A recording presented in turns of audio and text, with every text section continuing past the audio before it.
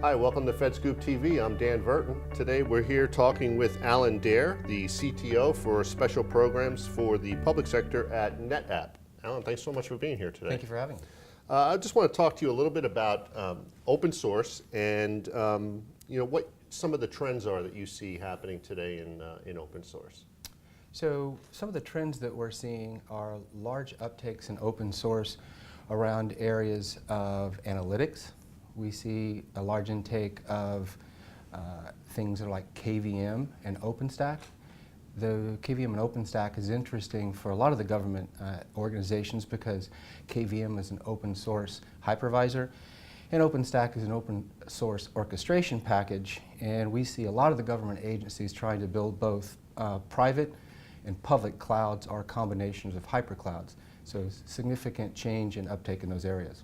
Are there particular areas of the government where you see a more rapid adoption of open source than others? So we typically see a large adoption in areas like research organizations, national labs. We see significant intake on the IR&D sides of many of the different government organizations. To our surprise, the big data analytics were the area that we see the largest uptake in, and I think part of that's due to the large analytics are able to diagnose things like fraud and abuse that many of the commercial packages have never been able to do before. Even large government organizations like the NSA have contributed things like a Cumulo in 2011 to the Open Source Foundation. So all parts of government seem to be involved in open source. Interesting.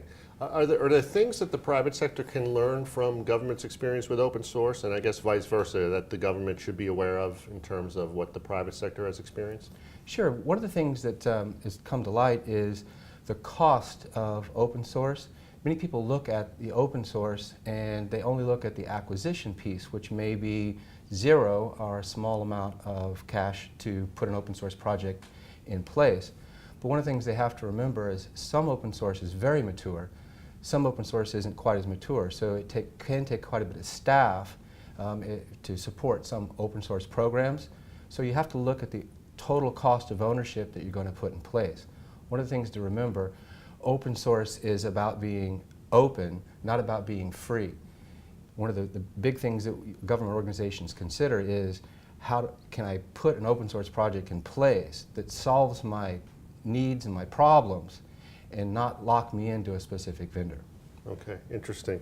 Let me ask you to take out your crystal ball and take me a couple of years down the road and tell me where you see the evolution of open source going. So NetApp has spent a lot of time in making sure that we take all of our products and validate them with open source. And we contribute a lot to the open source pieces like NFS, OpenStack, and we even have part of our infrastructure running on open source pieces. So a lot of adoption, and when we take a look down the road, one of the things we see is a lot of packaging is open source. If we think back to how Linux propagated throughout all of the organizations in the government, you could have downloaded Linux for free from the Apache Foundation, but you tend to get it from one of the two major distributions. Mm-hmm. We just see the same thing happening on open source, all new open source solutions, commercial packaging, and that equivalently allows government organizations to have phone support and one throat choke when they have problems. And that's one of the big areas we see coming for the future for a lot of the open source packages. That's a great phrase, one throat choke when they have problems. Excellent. Well, Alan, thank you so much for being here. I appreciate it. I'm Dan Verton. You've been watching FedScoopTV. Thanks for watching. Thank you.